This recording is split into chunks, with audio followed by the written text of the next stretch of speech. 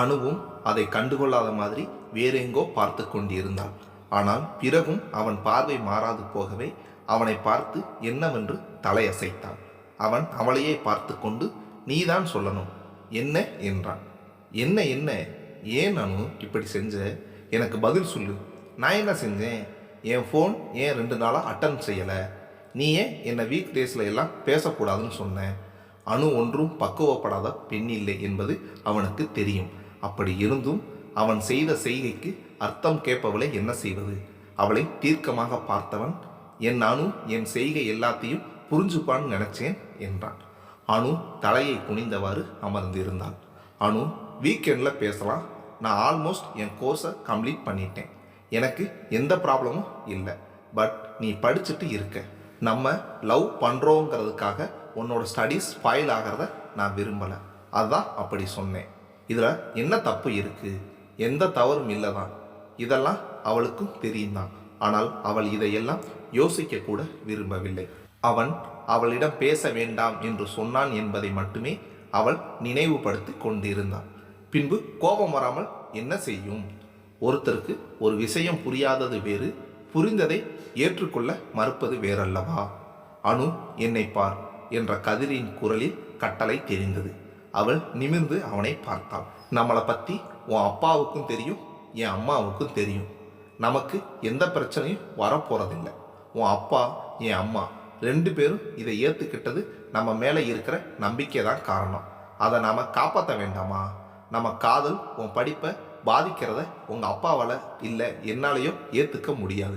லைஃப்பில் எப்போ எதுக்கு ஃபஸ்ட்டு ப்ரிஃபரன்ஸ் கொடுக்கணுமோ அப்போ அதுக்கு கொடுக்கணும். இப்போதைக்கு உன்னோட ஃபஸ்ட்டு ப்ரிஃபரன்ஸ் உன்னோட ஸ்டடீஸ் தான். புரிஞ்சுதா என்றான் கதிர்.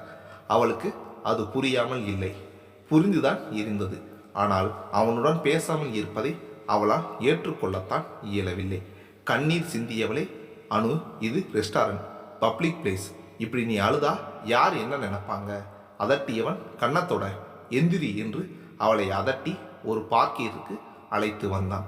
அங்கு அவள் அழுது முடிக்கும் வரை அவளை தன்மேல் சாய்த்து அளவிட்டு அமைதி காத்தவன் பொறுமையாக, என் மேல நம்பிக்கை இல்லையானு என்றான்.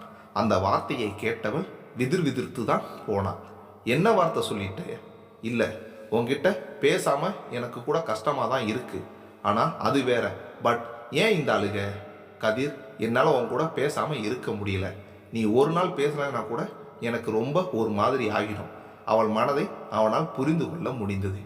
இருந்தாலும் சொல்லு கதிர், இது தப்பா? இது நேச்சர் தானே. இதற்கு என்ன பதில் சொல்வான் அவன்? இது நேச்சர் தானே. யார் அப்படி கூறியது? யார் இப்படியெல்லாம் வளர்த்து விட்டது? இதுதான் காதல் என்று யார் விளக்கம் கொடுத்தது?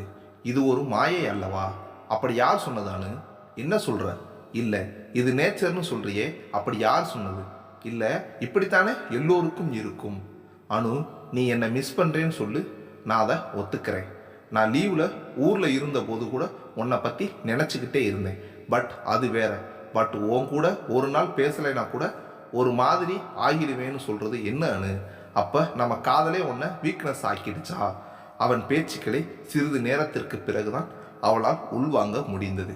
இவ்வளவு நேரம் அவன் அவளின் படிப்பு கெட்டு விடும் என்று சொன்னதையெல்லாம் அவளும் சிந்தித்துதான் இருக்கிறாள். ஆனால் அதெல்லாம் தெரிந்தாலும் அவளால் அதை ஏற்றுக்கொள்ள இயலவில்லை. இப்போது இவன் சொல்வது அதைத்தானா? அதையே செய்வது அவளின் வீக்னஸ். தனக்கு இது தவறு என்று புரிந்தும் தானே அவன் சொல்வதை கூர்ந்து கவனிக்க ஆரம்பித்தாள் அனு.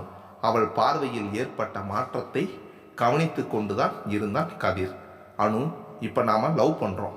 சப்போஸ் நான் ஹையர் ஸ்டடிக்காக ஃபாரின் போகிறேன்னு வச்சுக்கோ, நீ என்ன பண்ணுவ? வேண்டாம் கதிர் என்றவளால் அவனை பிரிந்து இருக்க முடியும் என்று தோன்றவில்லை. அதை வாய்விட்டு கூறினார். ஏன் அனு, நான் அப்படி போய் திரும்ப வந்து நாம் கல்யாணம் செஞ்சு போகணும் உனக்கு நம்பிக்கை இல்லையா என்றான். அதிர்ந்தாள் அனு. என்ன வார்த்தை கேட்டு விட்டான்? அவள் கூறிக்கொண்டிருப்பதென்ன, அவன் பேசுவதென்ன? கோபம் அடைந்தவள், நான் அப்படி சொல்லலை கதிர். நீ போனால் எனக்கு கஷ்டமாக இருக்குன்னு தானே சொல்கிறேன். உன் மேலே நம்பிக்கை இல்லைன்னு சொல்லலை என்றாள் அனு. அப்போது மென்மையாக சிரித்தவன், புரியுதாடா, நான் அப்படி போனால் உனக்கு கஷ்டமாக தான் இருக்கும், எனக்கும் தானே அது கஷ்டமாக இருக்கும். பட் அதை தாங்கிக்கிட்டு என்னை அனுப்பிதானே வைக்கணும். அதை விட்டுட்டு உன்னை விட்டுட்டு என்னால் இருக்க முடியாதுன்னு சொன்னால் அப்போ நான் உனக்கும் நீ எனக்கும் வீக்னஸாக ஆகிட்டோம்னு தானே அர்த்தம். காதல் நமக்கு ஸ்ட்ரென்த்தாக தான் இருக்கணும், நமக்கு சக்தியை தான் கொடுக்கணும். நம்மளோட மைனஸாக இருந்து அது நம்மளை தோற்கடிச்சிடக்கூடாது, நம்மளை ஜெயிக்க வைக்கணும் என்றான் கதிர். அணுவிற்கு ஏதோ புரிந்ததை போல் இருந்தது. இப்போதைக்கு பேசவே வேண்டாம் என்று கவின் சொன்ன போதும் அதை ஏற்றுக்கொண்ட ஜெனியின் மேல் புதியதாக மரியாதை வந்தது. எப்போது மறுபடியும் பேசுவோம் என்று தெரியாத அவர்களே நம்பிக்கையோடு இருக்கையில் கதிர் வீக் டேஸில் பேச வேண்டாம் என்று சொன்னதற்கு தான் இப்படி ரியாக்ட் செய்தோம் என்று எண்ணி அவளையே வெட்கமடை வைத்தது. ஆம், காதல் வலிமையைத்தான் தர வேண்டும், மாறாக நமக்கு வீக்னஸாக மாறக்கூடாது. எத்தனை திருமணமானவர்கள் கணவரை வெளிநாட்டிற்கு அனுப்பிவிட்டு இங்கு வாழ்க்கையை தனியாக போராடி கொண்டிருக்கின்றனர்.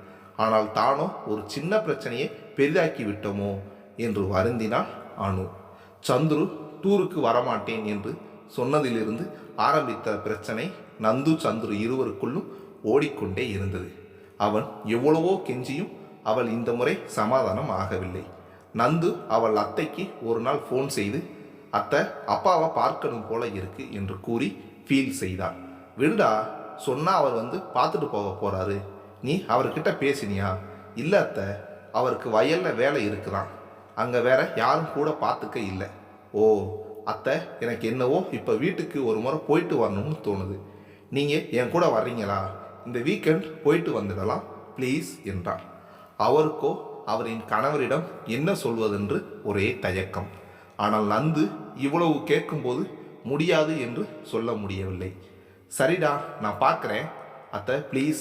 சரி நந்து, கண்டிப்பாக இந்த வீக்கெண்டு போகலாம். ஓகே அத்தை, நான் டிக்கெட் புக் செஞ்சிடறேன், பஸ்ஸிலேயே போகலாம் அத்தை. சரி என்று அவரும் ஏற்றுக்கொண்டார். இந்த இடைப்பட்ட நாட்களில் சந்துரு ரொம்ப பிஸியாக இருந்ததால் இருவரும் சரியாக பேசிக்கொள்ளவில்லை. வெள்ளிக்கிழமை தான் கிளம்புவதாக இருந்தது. எதற்கும் அவனிடம் சொல்லிவிடலாம் என்று எண்ணி நந்து அவனிடம் வியாழக்கிழமை அன்று கூறினார். ஓகே போயிட்டு வா என்றதோடு அவன் ஏதும் சொல்லவில்லை. ஏன் சொல்லலை என்றெல்லாம் சண்டையிடுவான் என்று எண்ணியிருந்தவளுக்கு ஏமாற்றம்தான் மிஞ்சியது. மனதில் அவனை திட்டிக் கொண்டாள். வெள்ளிக்கிழமை நைட் பஸ்ஸிற்கு புக் செய்திருந்தாள் நந்து. அன்று சாயந்தரம் போல அவள் அத்தைக்கு ஃபோன் செய்து எப்படி போகலாம் அத்தை, நீங்கள் இங்கே வரீங்களா, சேர்ந்து போயிடலாம் என்றாள் நந்து. இல்லைம்மா, நீ அணு இல்லை ஆறுவை கூட்டிட்டு பஸ் ஸ்டாண்ட் வந்துடு, நான் நேராக வந்துடுறேன் சரியா என்று கூறிவிட்டார் அவர். அணு ஆறு சகிதத்தோடு பஸ் ஸ்டாண்ட் சென்றவள் அவள் அத்தை வராமல் தவித்து கொண்டிருந்தாள். லேட்டாக வந்தவர் சாரிடா கொஞ்சம் லேட் ஆகிடுச்சு என்றார். பரவாயில்ல அத்தை என்றவளின் குரல் சந்துருவை பார்க்கவும் கடினமானது. அவள் முகத்தை திருப்பிக் கொண்டாள். அதை கண்டவன் உள்ளுக்குள் சிரித்து கொண்டே அம்மா நான் உங்களுக்காகத்தான் வந்தேன், தெரிஞ்சுக்கோங்க என்றான். அணு ஆறு இருவருக்கும் இவர்களின் சண்டையை பற்றி தெரியாததால் முழித்து கொண்டிருந்தனர். பஸ் கிளம்ப போவதாக கூறியவுடன் நந்து உள்ளே சென்று அமர நளினியும் ஏற கூடவே சந்துருவும் ஏறி பேக்கை மேலே வைத்துவிட்டு சீட்டை அப்படி எப்படி பார்த்து கொண்டிருந்தான்.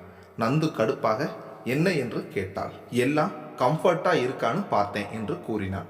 முகம் சிலிர்த்து கொண்டு ஜன்னலோரம் தள்ளி அமர்ந்து அவள் அத்தையை அமரச் சொன்னவளை பார்த்து புன்னகைத்தவாறே சந்துரு அங்கு அமர நளினியும் கீழே இறங்கி சென்று இருவருக்கும் கை காட்டினார். நந்து ஒன்றும் புரியாமல் பார்க்க ஆறுவுக்கும் அணுவிற்கும் அதே நிலைதான்.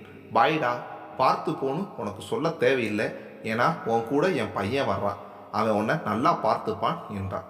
அத்தை என்ன இது? சாரி நந்து, நீ அவ்வளோ கேட்டும் என்னால் வர முடியாமல் போயிடுச்சு. நீ வேற அண்ணனை பார்க்கணும் போல இருக்குன்னு சொன்னேன். இவங்கிட்ட சொன்னா இவன் உன் கூட போறேன்னு சொல்லிட்டான். பட் உங்கள் ரெண்டு பேருக்கும் ஏதோ சண்டேன்னு சொல்லிட்டு உன்கிட்ட இதை பற்றி சொல்ல வேண்டாம்னு சொல்லிட்டான். சாரி, அந்த கோவத்தை ஏதாச்சும் காமிக்கணும்னா அதை நேராக இவங்கிட்டையே காமிச்சிடு என்றார். அம்மா என்னம்மா இது? என்னடா நீங்கள் எனக்கு அம்மாவா இல்லை இவளுக்கா? அவளுக்கும் தான், இதில் என்ன சந்தேகம்? அது சரி, ரெண்டு பேரும் செத்து சேர்ந்துட்டீங்க, விடுங்க. அதற்குள் பஸ் எடுக்க நந்து அவளின் கோவத்தை காண்பிக்க முடியாமல் வர்றேன் அத்தை என்பதோடு விடை பெற்றான்.